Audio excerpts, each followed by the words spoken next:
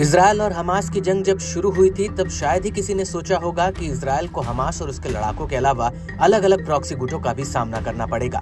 Israel के लिए अगर कोई सबसे बड़ी परेशानी की वजह था तो वो था लेबनान का हिजबुल्ला, जो कि आए दिन उत्तरी इजरायल को अपने एडवांस हथियारों के दम से दहलाते रहता था। समय के साथ साथ जैसे जंग तेज हुई, इजरायल ने कई बार हिजबुल्ला की कमर तोड़ी, कभी उसके टॉप लीडर्स को मारकर तो कभी उनके हथियार भंडार को तबाह कर। बावजूद इसके हिजबुल्ला के हौसले पस्त नहीं हुए। वो जंग में उसी ताकत के साथ आईडीएफ के साथ भिड़ा रहा, लेकिन करीब एक साल से लगातार वार पलटवार करने वाले इजरायल और हिजबुल्ला के बीच आखिरकार समझौता कैसे हो गया? ऐसी क्या वजह रही कि सब कुछ खत्म करने की कसम खाने वाले नेतन्याहू को हिजबुल्ला के साथ जंग के बीच में ही सीज फायर के लिए मानना पड़ गया? क्या हिजबुल्ला के लगातार हमलों ने इजरायली बलों को कमजोर करने का काम किया, या फिर एक के बाद एक हो रहे लगातार हिजबुल्ला के ऑपरेशन ने इजरायल के हौसले को पस्त कर दिया, या फिर हिजबुल्ला के खैबर ऑपरेशन ने आईडीएफ को झकझोर कर रख दिया, जिससे नेतन्याहू को मजबूर होना पड़ा? आइए जानते हैं कि खैबर ऑपरेशन के तहत हिजबुल्ला के हमलों ने किस तरह इजरायली बलों के नाक में दम किया।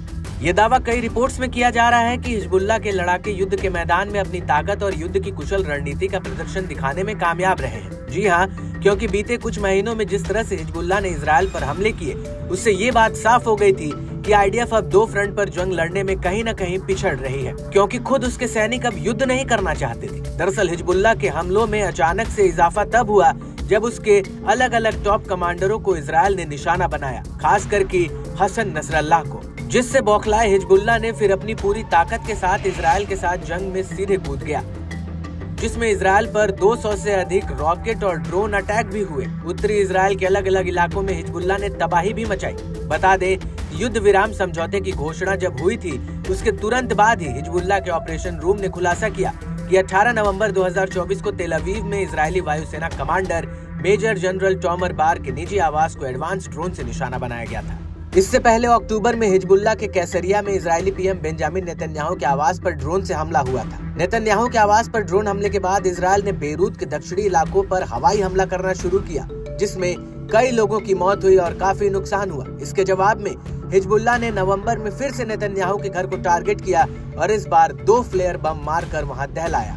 इस हमले से ये साफ था कि हिजबुल्ला अब हर अटैक का जवाब उसी तेजी से देगा जिस तरह इजरायल उस पर हमले कर रहा है। अक्टूबर 2023 से लेबनानी प्रतिरोध पीड़ित फिलिस्तीनियों के साथ एकजुट होकर खड़ा है और सैन्य ठिकानों को निशाना बनाकर इजरायली शासन के खिलाफ युद्ध रणनीति का उपयोग कर रहा है।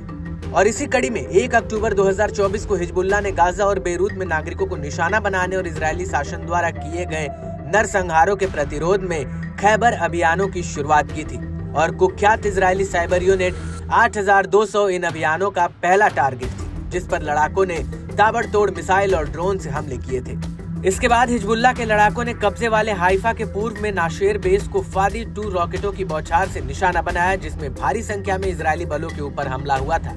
और इसी तरह हिजबुल्ला ने अपने खैबर ऑपरेशन को जारी रखा और आईडीएफ के इन शेमर बेस पर हमलावर ड्रोनों का झुंड लॉन्च किया, जो खदेइरा के पूर्व में मिसाइल रक्षा और क्षेत्रीय ब्रिगेड बेस के रूप में काम करता है। बता दें कि 1 अक्टूबर 2023 को खैबर ऑपरेशन शुरू होने के बाद से कुल 56 ऑपरेशन किए गए, जिसमें से 18 तो हाल ही में हुए हैं। इन ऑपरेशनों ने बड़े पैमाने पर इजरायल की कमर तोड़ने का काम किया।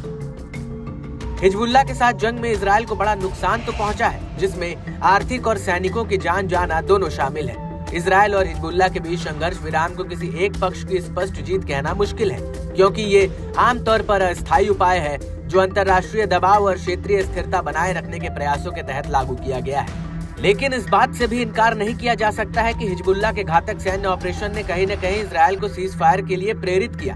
बता दें कि इजरायल और हिजबुल्ला के बीच करीब 14 महीने के संघर्ष के बाद अब युद्ध विराम लागू हो चुका है, जो कि 27 नवंबर से प्रभावित हो गया और इसकी मध्यस्थता अमेरिका और फ्रांस ने की है।